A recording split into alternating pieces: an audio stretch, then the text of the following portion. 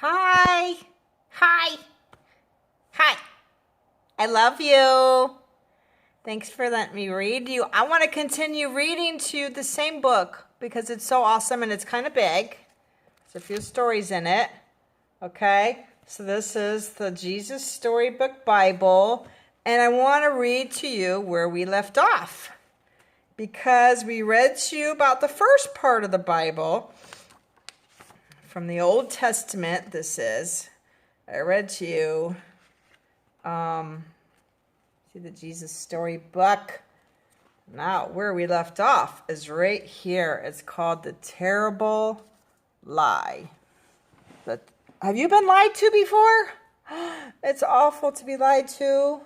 What happened here? Who was lied to? Oh no. What is that? It's a picture of a snake? What in the world? Adam and Eve lived happily together in their beautiful new home, and everything was perfect for a while until the day when everything went wrong. God had a horrible enemy. His name was Satan. Satan had once been the most beautiful angel, but he didn't want to be just an angel. He wanted to be God. He grew up proud and evil and full of hate, and God had to send him out of heaven. Satan was seething with anger and looking for a way to hurt God. He wanted to stop God's plan, stop his love story right there. So he disguised himself as a snake and waited in the garden. Now God had given Adam and Eve only one rule. Don't eat the fruit on that tree. God told them, because if you do, you'll think you know everything and you'll stop trusting me. And then death and sadness and tears will come. I hope they listened. Did they?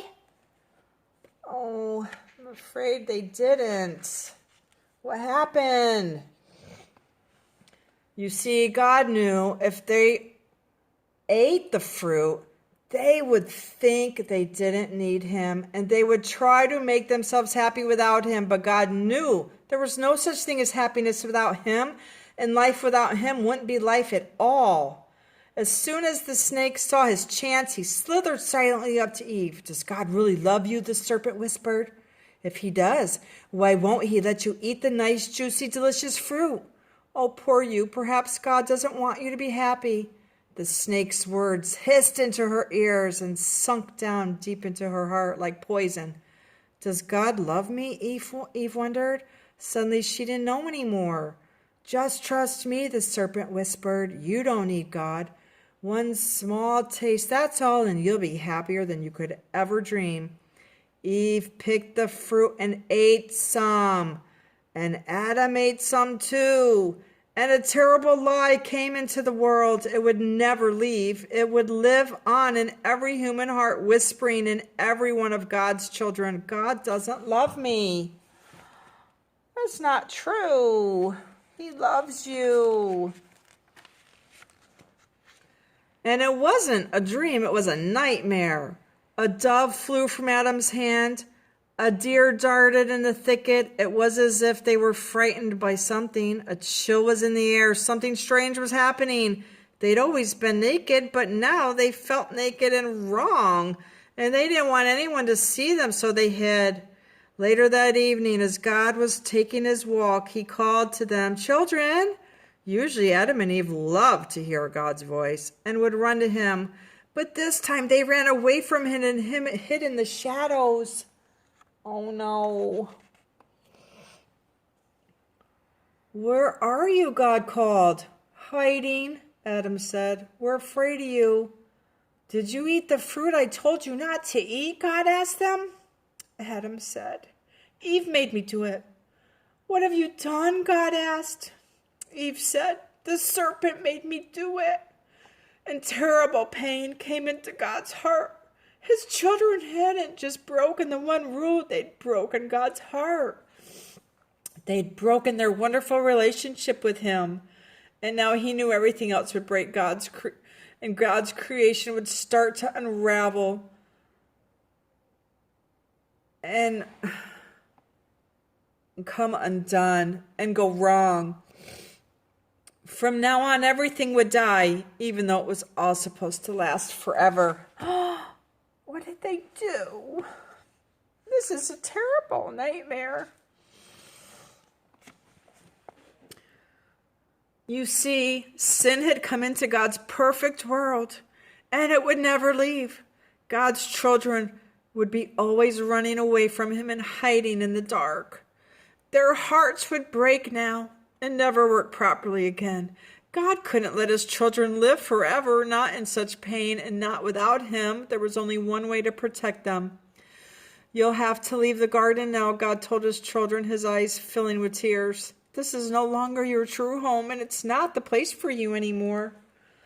But before they left the garden, God made clothes for his children to cover them. He gently clothed them, and then he sent them away on a long, long journey out of the garden, out of their home. Well, in another story, it would all be over, and that would have been the end. But not in this story. God loved his children too much to let the story end there. Even though he knew he would suffer, God had a plan, a magnificent dream. One day, he would get his children back. One day, he would make the world their perfect home again. And one day, he would wipe away every tear from their eyes. You see, no matter what, in spite of everything, God would love his children with a never stopping, never giving up, unbreaking, always and forever love. And though they would forget him and run from him, deep in their hearts, God's children would miss him always and long for him, lost children yearning for their home. Before they left the garden, God whispered a promise to Adam and Eve. It will not always be so. I will come to rescue you, and when I do, I'm going to do battle against the snake. I'll get rid of sin and the dark and the sadness you let in here. I'm coming back for you, and he would. One day God himself would come. He loved us so much. God himself would come and take that sin out of the world. Isn't that amazing? You know he did that. But our story's not over.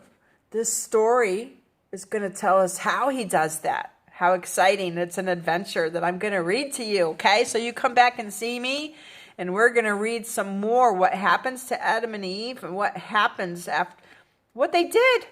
They sinned against God and didn't listen to him. But we're going to listen to him, aren't we? We're going to listen to what he says so that we can bless him because he loves us so much. I love you so much. Thank you for letting me read to you. Bye. Come see me again. Let's read some more. Bye. Love you.